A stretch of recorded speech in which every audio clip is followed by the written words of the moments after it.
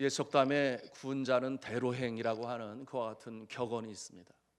군자는 큰 길을 택해서 걷는다고 하는 것인데요, 이 군자 대로행의 뜻은 군자는 숨어서 일을 도모하거나 부끄러운 일을 행하거나 그러지 아니하고 항상 옳고 바른 길을 행하는 자, 그와 같은 뜻을 가지고 있습니다.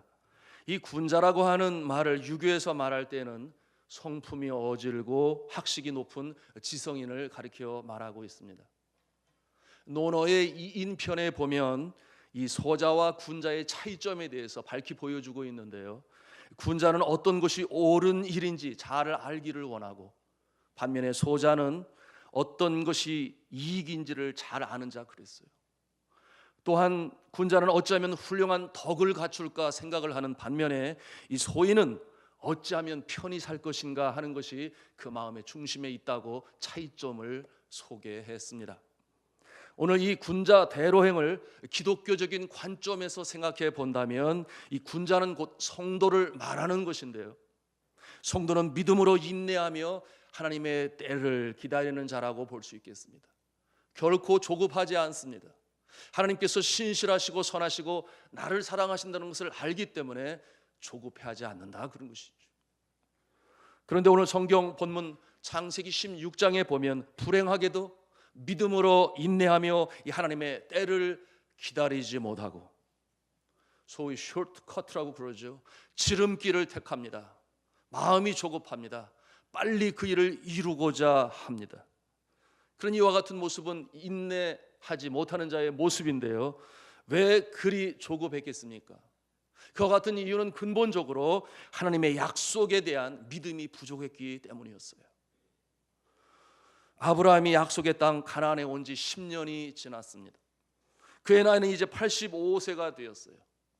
이 아브라함에게 하나님께서는 또 사라에게 후손을 약속하여 주셨지만 정확히 언제인지는 말씀하지를 아니했습니다.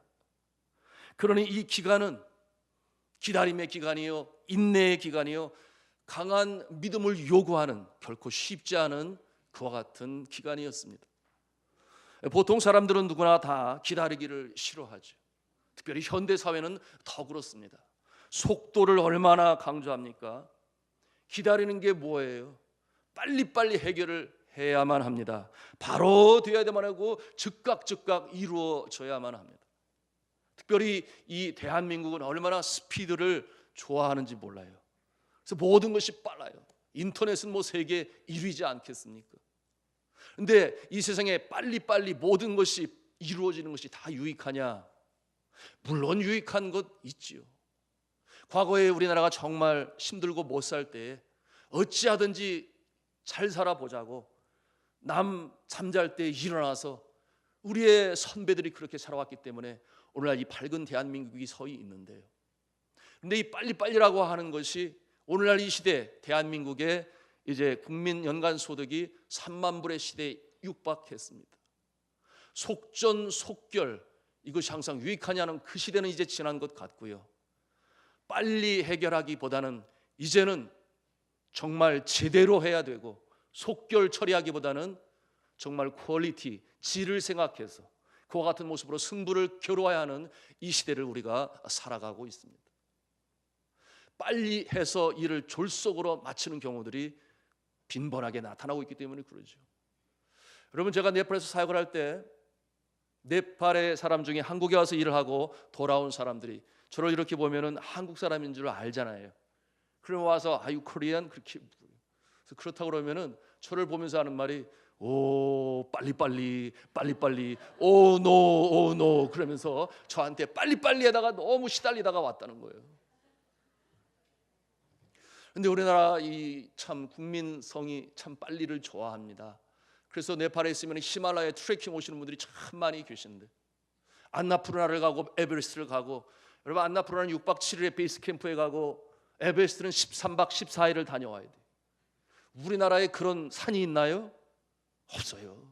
그 산이 없으니 그거를 빨리 한번 해결해 보려고, 그래서 서양에 온 이 트래커들, 트래킹하는 분들은 오후 4시 반이면 여장을 풀고 하나님이 만드신 창조의 세계를 감상하면서 그 시간을 보내는데, 저녁이 되고 해가 짓는데도 불구하고 헉헉하면서 그 앞길을 지나가는 자가 있으니 어느 나라 사람 같아요?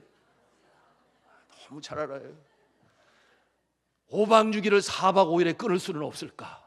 13박 14일을 12박 13일에 끊을 수는 없을까? 그러면서 열심히 가서 그 일을 이룰지는 모르겠으나 그러나 퀄리티, 이 삶의 질에 있어서는 아니거든요. 자, 빨리빨리 한다고 해서 우리의 행복 지수가 높아지는가? 그렇지 않습니다. 우리나라는 불만 지수가 높아져 가고 있어요.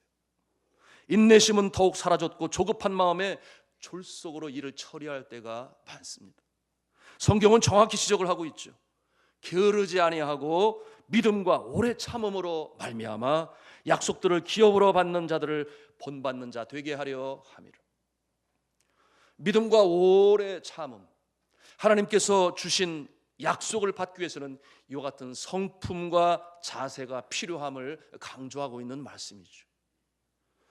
우리 성경 본문으로 돌아가면은요, 이제 세월이 가고 10년이 흘렀습니다. 그러자 후손에 대한 사라의 이 믿음 없는 모습이 그 서운함과 불만으로 표출이 되었는데요, 우리 16장 2절 말씀을 다시 한번 읽도록 하겠습니다. 시작.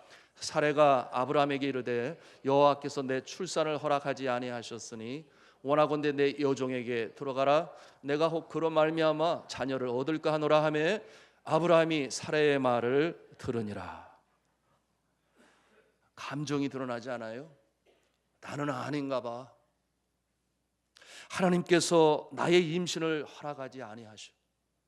그러니 내 여종을 통해서 자녀를 주시려나 봐. 이런 생각이 매해 시간이 지나갈수록 갖게 되는 것입니다. 그러니 마음에는 없는데요, 자신의 남편인 아브라함에게 사레, 이 하갈, 자신의 몸종인 하갈과 동침을 하라고 말을 합니다.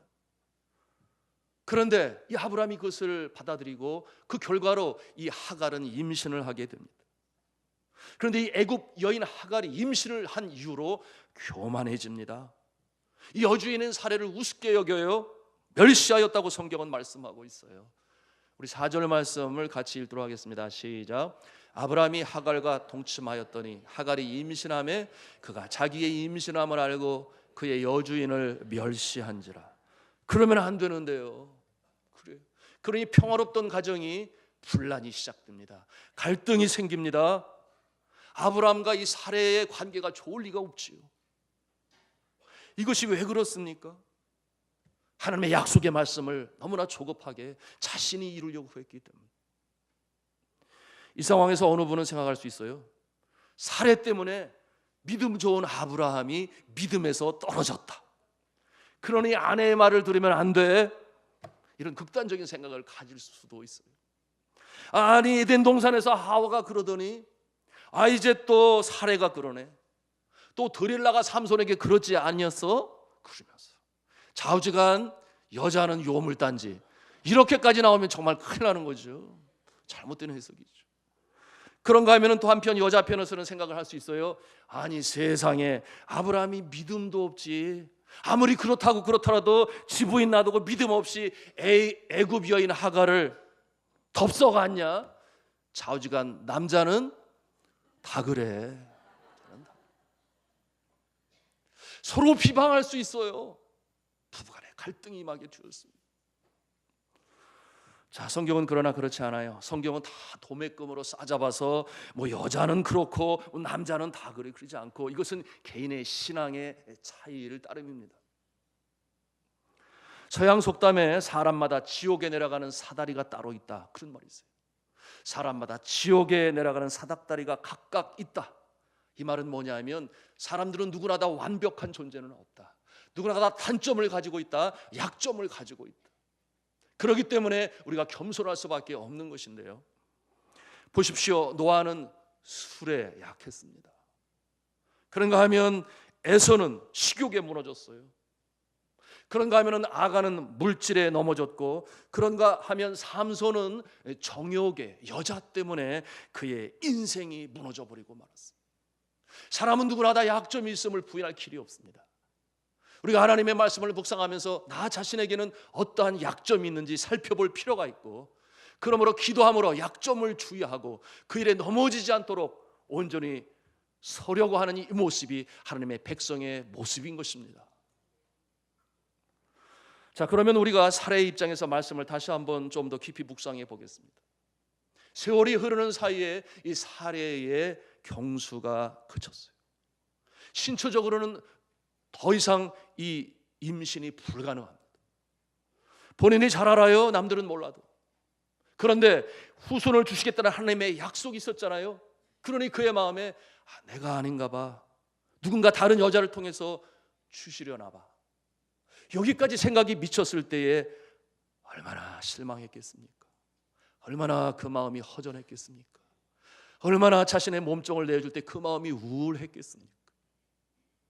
그래서 어쩔 수 없이 애굽 여인 하갈 자신의 몸종을 실어도 아브라함에게 붙입니다. 당시의 문화로 보면 이 모습은 남편을 위한 것이기도 해요. 그것이 후손을 주시는 하나님의 약속이 이루어질 것이라는 생각을 아니할 수 없어요. 우리 인간편에서 보면 문화적으로 상식에 맞는 그런 생각입니다. 그러나 하나님의 계획은 그것이 아니었어요. 선하신 하나님께서 그렇게 하실 리가 없지요. 아내된 사례는 생각할 수 있는 것입니다. 남편의 이 아브라함의 생식 기능마저 끝이 나기 전에 빨리 조처를 해야 된다, 그런 생각 가질 수 있지 않겠습니까? 성도 여러분이 출산의 연령과 연관하여 기네스북을 제가 찾아보았습니다.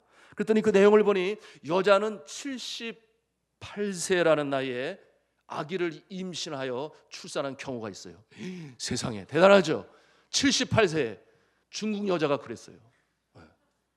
남자는 96세에 세상에 아빠가 되고 아기를 보게 되었어요. 인도 사람이 또 그랬어요. 다시아 사람이에요. 정말 대단하죠. 이런 모습을 보면 언제고 늦둥이는 가능한가 보다, 뭐 이런 생각을 갖게 되는데요. 우리나라 참 저출산율 때문에 얼마나 힘들어요. 저는 아파트에서 엄마든 아빠든 3명의 아이를 데리고 타시는 모습을 보시면 감사합니다, 그렇게 인사를 하고 격려를 합니다. 자, 후손을 갖는 것은 너무나 소중하고 더군다나 하나님이 약속을 하셨으니 되어질 것은 맞는 것 같은데, 그러나 인간적인 생각이 방법이 조급하기 때문에 이와 같은 모습이 된 것입니다. 그러니 더 이상 늦으면 아니되니 당시의 풍습에 따라서 이 사례는 어쩌면 참이 남편에게 잘하는 여인의 모습으로 그처럼 후손을 연결하기 위해 최선을 다한 모습이라고 말할 수 있겠습니다. 그러나 인간적으로는 맞을지 몰라도 하나님 앞에서는 아니다, 그 말. 믿음 없이 조급하게 행한 행동으로 말미암아 어떠한 결과가 나타납니까? 가정이 분란에 휩싸입니다. 처신이 쉽지 않아요. 여종인 하갈이 교만해지고, 그러니 살해의 학대를 받았어. 결국 저가 광야로 도망을 치게 되니 이것은 아브람도 원한 것이 아니요, 사라도 원한 것이 아니요, 세상에 어디 가서 찾는다 말입니까? 그 허벌판 광야에서 말이죠. 그래서 저가 광야에서 야수를 만나서 죽기라도 하면 또 어떻게 될 것입니까? 이와 같은 어려운 상황에 이르게 되었습니다. 여러분이 하갈에게는 무슨 죄가 있나요? 죄가 있죠. 주인의 은혜를 알아야지, 겸손해야지. 왜 교만해서? 그러나 학대를 받는 것은 싫은 거예요. 그러니 도망치게 되었습니다. 자, 여기까지가 당면한 이 상황의 종착역이잖아요. 진퇴양난입니다. 이 가정의 어려움이 이렇게 심했어요. 여러분이 이 상황에 있다면 어떤 느낌이 들겠습니까? 여러분이 아브라함이라면 어떤 생각을 갖겠습니까? 왜 그렇게 했어? 좀 잘 아껴주지. 왜 심하게 학대를 해가지고 이 광야로 도망치게 만들었어? 그렇게 얘기를 하겠습니까? 쉽지 않은 얘기예요. 여러분이 사라라고 한다면 어떤 생각을 하겠습니까? 자기가 교만하게 구니까 내가 화가 나서 그랬지, 누가 그렇게 광야로 도망칠 줄 알았어요? 그렇게 해서 또 결국은 말다툼으로 이어질 것이 뻔합니다. 그러니 어쩌라는 말입니까? 이 하갈은 또 어떻게 해야 되겠습니까? 하갈의 입장, 도대체 내 인생은 왜 이 모양이야? 어떻게 하란 말이야? 어디로 간단 말인가? 돌아갈 수도 없고 나는 광야에서 죽어야 된단 말인가? 성경 말씀을 보니까 저가 울었어요. 울부짖었어요. 어떻게 하란 말입니까? 자업자득이란 말이 있죠. 우리 인생이라고 이런 상황 안 만납니까? 사랑하는 성도는 우리가 알아야 돼요. 이럴 때 아브라함은 하나님 앞에 나아가서 기도해야 됐습니다. 하나님, 어찌해야 되겠습니까? 정말 사례가 아내가 몸종을 데려올 때 아니야, 이것은 아니야, 기다려봐, 하나님 앞에 나가서 기도하고 정말 다른 여인을 통해서 후손을 주시기를 원하십니까? 이렇게 기도했더라면 하나님께서 뭐라고 하실 것 같아요? 그래, 맞아, 사라의 몸종을 통해서 그러려고 그러지 않잖아요. 내가 원하는 것은 그것이 아니다. 왜냐하면 하나님께서 계획하신 그들 후손의 모습은 단순히 이삭을 갖기 위한 것이 아니라 그의 후손 가운데 다윗이 나옵니다. 그의 후손 가운데 예수님의 부친인 요셉이 나옵니다. 결국 장차 이 땅에 구원을 이루시는 예수님을 탄생하기 위하여 아브라함을 축복의 통로로 삼아서 우리가 지난 시간에 말씀으로 나눴습니다만 그 놀라운 역사를 준비하고 계신데 믿음으로 그 약속을 바라보고 나가야 되는데 잘 기다렸어요. 그런데 중요한 순간에 이처럼 일을 그르치게 되었으니 하나님을 향한 신뢰, 약속에 대한 믿음, 이것이 너무나 부족했다, 그 말이에요. 자, 이와 같은 어려운 상황, 먼저는 이 하갈에게 주님께서 나타나셔서 그 여인을 다시금 돌이키게 하시는데 이 가정의 문제가 해결이 된다, 그 말입니다. 이 하갈이 그와 같은 상황에서 울부짖어요. 그때 하나님께서 그녀에게 나타나십니다. 그리고서는 그에게 은혜를 베풀어요. 그러니 하갈이 하나님의 은혜를 체험하고 저가 하나님의 이름을 부릅니다. 그것은 뭐냐면 한글 개역에는 감찰하시는 하나님, 그렇게 하나님의 이름을 부르고 오늘 성경 말씀에는 살피시는 하나님, 그렇게 하나님의 이름을 불러요.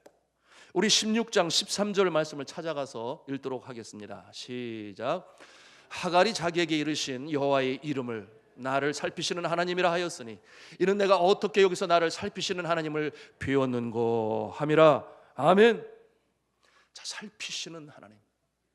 교만하였으나 그러나 학대를 이기지 못하고 광야로 도망친 그의 인생의 가장 최고의 위기가 있을 때 하나님께서 나타나셔서 이제 살피시는 하나님, 감찰하시는 하나님을 이 하갈이 경험을 해요. 여러분, 히브리어로 이 살피시는 하나님을 제호바 로이라고 말을 하는데요, 제호바 로이, 하나님께서 바라보고 계신다, 그와 같은 뜻을 가지고 있습니다. 사랑하는 성도 여러분, 우리 하나님은 엘로이, 감찰하시고 바라보시는 하나님이 되셔서 우리가 어려울 때 주님 앞에 나아가면 주님께서 우리에게 은혜를 베푸시는 줄로 믿으시기를 바랍니다. 이것이 하갈을 부르시는 하나님의 은혜인데 저가 돌아옴으로 말미암아 이 가정의 문제가 해결이 되는 거예요. 하갈이 돌아와서는 다시는 교만하지 아니했습니다. 그것에서 하나님의 은혜를 체험하니 그의 성품이 바뀌게 된 것이에요. 그의 가정의 이 분란이 해결이 되고 순탄하게 되어지는데, 참 이와 같은 모습 우리의 삶에는 없습니까? 조급하게 일을 행하여 그르치는 후회스러운, 그러지 말았어야 되는데 이런 모습 말이죠. 저는 목사고 선교사이지만 저도 그런 적이 여러 번 있었어요. 특별히 젊었을 때에 여전히 혈기가 남아 있어서 선교지에서 그런 일들이 있었어요. 뭐 큰 일을 놓고 그러지는 않았죠. 큰 일 있을 때 당연히 기도하고 심사숙고하지만 작은 일들로 인해서 그처럼 생각 없이 행동하고 그래서 후회가 나고 회개하고 눈물이 그런 적이 있었는데, 네팔에서도 그랬어요. 딸이 사춘기가 왔어요. 여러분, 사춘기 없이 그냥 지나가셨죠? 저희 어렸을 땐 그런 거 없었던 것 같은데, 여하튼 요즘에는 이 사춘기가 오고 그러면 부모가 어떻게 해야 되냐 하면 기다려주면 되잖아요. 그죠? 아무리 길어도 3년 4년이면 지나가지 않습니까? 그런데 특별히 첫 자녀를 키우는 부모 입장에서는 도무지 견디기가 어려운 거예요. 끝까지 말 대꾸하지, 쏘아붙이지, 문 쾅 닫지, 그냥 반대로 청개구리처럼 행동하려고 하지, 뭐 이런 상황들을 우리가 참 경험하지 않습니까? 그런데 어느 날 아침 밥을 먹고 있는데 저는 이제 밥을 먹으면서 이런저런 얘기를 많이 해요. 근데 그날의 주제가 좀 심각했어요. 별로 해피하진 그런 주제인데 그만하기를 바랬어요. 그래서 그만해라, 이제 그만하자, 밥 먹어라. 그런데 계속해서 얘기를 하는 거예요. 계속해서. 그래서 그만하라니까. 근데 계속 얘기하는 거예요. 그러더니 나중에 하는 얘기가 하는 얘기가 제가 들어서는 아니 될 그 말을 탁 뱉어버리는 거예요. 그래가지고 제가 그냥 뚜껑이 열려버렸어요. 그래가지고서는 세상에 제가 손찌검을 했잖아요. 저도 놀래고 딸도 놀래고 충격이 되고. 그러므로 이후에 어떤 일이 벌어졌는가? 이미 엎질러진 물인데 세상에 그 일로 집을 나가버렸어요. 얼마나 놀랐어요. 하루가 지나도 안 들어와요. 이틀이 지나도 안 들어와요. 이와 같은 상황에서 제가 참 후회스럽고 하나님 앞에 회개하고, 아이고 내가 왜 그때를 못 참아. 왜? 자라나면서 한 번도 그런 일이 없었거든요. 딸 바보였거든요. 정말 애지중지하게 그렇게 사랑으로 키웠었거든요. 이미 늦었잖아요. 근데 가만히 보니까 이 아이가 제가 없을 때 몰래 집에 와가지고 자기 방에 들어가서 입을 옷 챙기고 공부할 책들 챙기고, 그리고 또 나가고 문 탁 잠궈버리고 그러고 가는 거예요. 마음에 안심이 좀 되긴 하지요. 그래서 그 모습을 보면서 제가 편지를 썼어요. 아이고 집에 오는구나. 그래 사랑하는 해나야, 아빠가 잘못했어. 정말 잘못했어. 내가 그래서는 아니 돼야 되는데 내가 실수로 화가 복받쳤어. 그래서 다시는 안 그럴게. 이런 창문에 편지를 써가지고 그 문은 잠겨 있으니까 밑으로 이렇게 해서 집어넣어놨는데, 저가 보고 나서 집으로 돌아오게 되었어요. 감사하죠? 일주일 만에 돌아왔어요. 여러분이 사춘기의 시기는 질풍노도의 시기라고 그러잖아요. 호르몬이 정상적으로 분비가 안 된다고 그러잖아요. 그러니 자기 생각하고 말이 따로 나올 수 있다고 그러잖아요. 그런 과정을 부모가 좀 기다려주면 되는데 같이 이렇게 뜨기 시작하면은 정말 집안이 어려워지는데요. 엄마처럼 좀 기다려주고 안아주고 그랬으면 될 거를 이 아빠가 못 내가지고 쿨거든요. 여러분 이와 같은 이 조급한 마음에 잘못된 모습으로 여러분은 그러지 않기를 주님의 이름으로 부탁합니다. 우리 아빠들이 들어야 되는데, 기다려주면 되는데.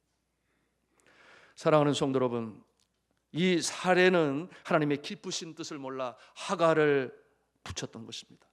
아브라함은 또 믿음이 부족하여 그러는 사례의 조언을 받아들였던 것입니다. 하나님의 본 뜻은 그러지 않다고 그랬잖아요. 자, 그렇다면 이런 질문을 해볼 수 있어요. 아니 하나님, 기왕 아들을 주실 거면 좀 빨리 주시지. 그런 생각 왜 안 하겠습니까? 경수가 그쳐가는, 남편은 점점 연로해져 가는.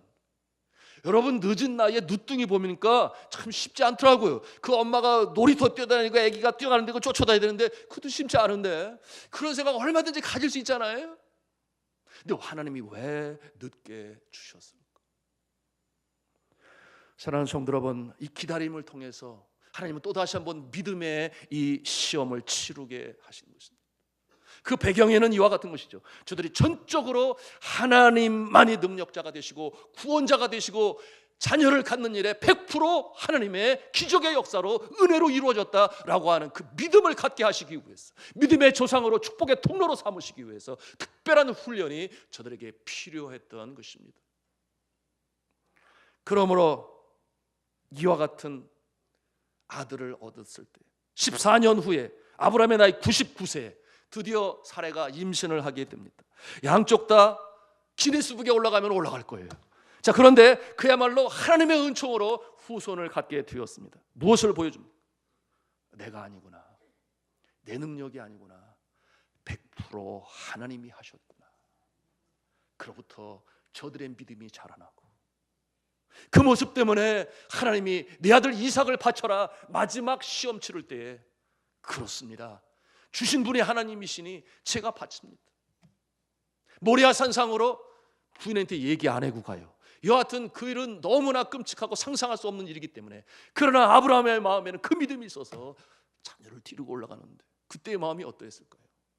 아이고 하나님 주시더니 또 뺏어가시네, 그런 마음이 아니라 드리라고 할 때에 드리면 하나님께서 어찌하든지 또 주실 것이다, 다시금 죽은 아들을 살려내실 것이든지, 그 정도의 강한 믿음이 있었기 때문에 그 시험에 통과하게 되고 아브라함은 믿음의 조상이 되고 축복의 통로가 되었던 것을 오늘 말씀을 통해서 우리는 영적 교훈으로 받게 되는 것입니다. 성도 여러분, 오늘 이 말씀을 통해서 이 말씀을 우리의 삶에 어떻게 적용할 수 있을까요? 급할수록 조급하게 행동하지 말고 하나님께 어떻게 일을 이루어가야 될지 주님 앞에 나와 기도하시기를 바랍니다. 그리고 인내하시기를 바랍니다. 그와 같은 가정에 하나님의 약속의 축복의 역사가 나타나는 모습을 얼마든지 우리의 삶 가운데 볼 수 있어요. 새벽 기도하시는 분들은 알지요. 새벽 제단을 쌓아요. 기도가 차기까지 구하라. 하나님의 선하신 뜻이 온전히 응답으로 올 때까지 기도하라. 그러는 가운데 한 달이 지나고 두 달이 지나고 세 달이 지나고 다시금 재수하는 딸을 위해서 주님 앞에 간절히 간구하니 얼마나 유수한 대학에 또 합격할 수가 있었습니다. 육신의 질고난의 어려움을 겪는데 빨리 회복되기를 바라지만은 그러나 바로 하나님이 그렇게 하시나요? 그렇지 않아요. 주님 의지합니다. 다 내려놓겠습니다. 지나온 날들 속의 죄악들을 회개하고 정결한 마음으로 하나님의 선하신 뜻을 분별하고 그렇습니다. 주님밖에 없습니다. 주님께서 행하십니다. 하나님이 함께 기다리세요. 언제까지? 우리의 성품이 변화될 때까지, 믿음으로 성장할 때까지. 그래서 그 기쁨의 날에 함께 가시는 하나님, 기다리시는 하나님 믿습니까? 이 믿음을 가지고 우리가 가야 되는, 너무나 조급해서. 한 가지 믿음의 귀한 모습의 인물을 소개하고 말씀을 마치고자 하는데요. 미국 동부에 기독교 명문가가 있는데 코넬이라고 하는 명문가가 있어요. 코넬. 남북 전쟁 당시에 그 시대의 명문, 지금도 명문 가문이죠. 그런데 그의 집안에 아들이 있는데 대학생이 되고 나서 그만 믿음에서 떨어졌어요. 여러분 오늘도 그러지 않아요? 우리의 자녀들이 대학에 가면 왜 믿음을 잃어버리는지. 그러니 명문 가문의 아들도 무신론자의 영향을 받아서 하나님부터 멀어지게 되었으니 얼마나 엄마 아빠의 마음이 힘듭니까? 기도하는 거죠. 하나님의 선하신 뜻이 어디 있는지. 스스로 다 잘났다고 얘기하고 서양 문화에서는 사실 대학생 되면은 그렇게 간섭하기 어려워요. 그러니 선하신 뜻을 바라보며 기도하는 거죠. 눈물로 기도하는 어머니의 기도가 있는 한 그 자녀는 망하지 않는다. 그런 이 어거스틴 어머니의 그 교훈도 있잖아요. 주님 앞에 기도하는 거죠. 여러분 오늘날도 비슷해요. 우리 자녀들 가운데 대학에 가서 소위 인본주의, 과학 만능주의. 그러나 이 인본주의와 과학 만능주의가 해결하지 못하는 부분이 얼마나 많은지는 저들은 생각하지 못해요. 눈에 보이는 부분만 연구하는 것이 과학 아니겠습니까? 그런가 하면은 한 가지 예로 시간에 대해서 생각을 해보죠. 우리가 주기를 발견할 수는 있으나 시간을 누가 창조했는지 알 길이 있어요? 없어요. 몰라요. 하나님께서 시간을 창조하시고 노아 가게 하셨으니 시간은 흘러가는 것입니다. 우리 인간은 그 시간의 발견자가 될 뿐인 것이죠. 자, 이 아들이 그와 같은 상황이 되니 이 아버지와 어머니가 기도를 하게 되는데 그 당시 남북 전쟁이 일어나게 되었습니다. 아들이 군에 가게 되었어요. 그 가문의 권세가 있으니 면제 받을 수 있는 충분한 위치에 있음에도 불구하고 하나님의 선하신 뜻을 생각하며 군에 갈 수 있도록 그렇게 결론을 내렸습니다. 저가 군에 가게 될 때에 그 정도 가문의 영향력이면은 좀 더 좋은 곳으로 안전 곳으로 배치할 수도 있었는데 그러나 저들이 기도하는 가운데 그러지 않았습니다. 하나님의 선하신 뜻을 구하며 그저 기도했어요. 그러니 전방으로 가게 되었고 그리고 그곳에서 전투를 하는 가운데 부상을 당하게 되었습니다. 저가 병원에 후송하게 되었어요. 그와 같은 상황에서 그 소식을 들을 때 가슴이 떨리고 아들에게 어떻게 무슨 일이 일어나는 것은 아닌가 그렇게 생각을 했지만 주님 앞에 금식을 하며 기도를 했습니다. 그리고 더 좋은 병원으로 옮길 수도 있으나 그저 그 야전에 있는 병원에 그곳에서 치료를 하게 그냥 두었는데요. 금식을 하며 기도를 하며 하나님의 선하신 뜻을 간구하는 저들. 어느 날 이 청년이 그 병원에서 치료를 받게 되는데 이러다가 내가 죽을지도 모른다 그런 생각이 드는 거예요. 생명에 대한 이 불안감이 그의 마음을 싸고드니 정말 견딜 수가 없는데 보니까 둔인 목사님이 그 병실을 다니면서 기도해주고 말씀으로 전하고 그러니 그의 마음에 어렸을 적 다니던 교회 하나님의 말씀 생각이 나기 시작하는 거예요. 나를 위하여 우리 어머니가 얼마나 기도했는데 지금도 기도하고 있는데 그러면서 그 군목을 불렀어요. 그리고서 떨리는 음성으로 고백을 했습니다. 제가 어렸을 때는요 교회를 다녔어요. 어머니를 따라서 늘 교회를 가고 하나님의 말씀을 들었어요. 이 말을 듣는 이 군목이 금방 무슨 말인지를 알지요.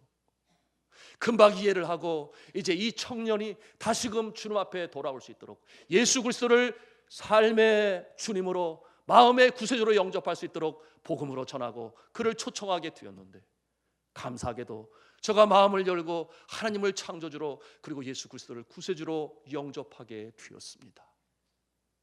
그리고 눈물로 주님 앞에 소원 기도를 드렸는데요, 하나님, 이제 주께서 내 생명을 살려주시면 하나님의 나라를 위하여 나의 삶을 온전히 바치겠습니다. 그와 같은 소원 기도로 약속을 하게 되었어요. 이후로 하나님께서 그에게 은혜를 주셔서 이 병세를 호전시키고 완전히 완쾌하여 회복되어 그 병원에서 나오게 되었습니다. 자, 이 청년은 그가 그 병원에서 소원한 대로 그 약속을 지키기 위해 열심히 살았는데요, 여러분, 그는 필라델피아의 템플 대학교를 설립했어요. 명문이죠. 그런가 하면은 또한 템플 침례교회를 설립하고 또 세 개의 종합병원을 설립하는 일로 놀라운 역사를 이루게 되는데, 저가 바로 러셀 코넬이라고 하는 미국에서는 그 유명한 인사요, 기독교 사상사에서 유명하고 기독교 교육가로 그 이름을 날린 러셀 코넬이었던 것입니다. 사랑하는 성도 여러분, 만일 그때 부모가 서둘렀었다면, 그 어느 순간순간에서 서둘렀었다면, 그리고 지나치게 인간적인 방법을 사용했었다면 그 아들을 통해서 이루어질 수 있는 하나님의 방법이, 계획이 제대로 갈 수가 있었겠습니까? 때로는 조급해하지 말고 기도하고 인내하며 하나님의 선하신 뜻을 기다리는 것이 최선의 방법일 수 있는 것입니다. 왜 그렇게 할 수 있습니까?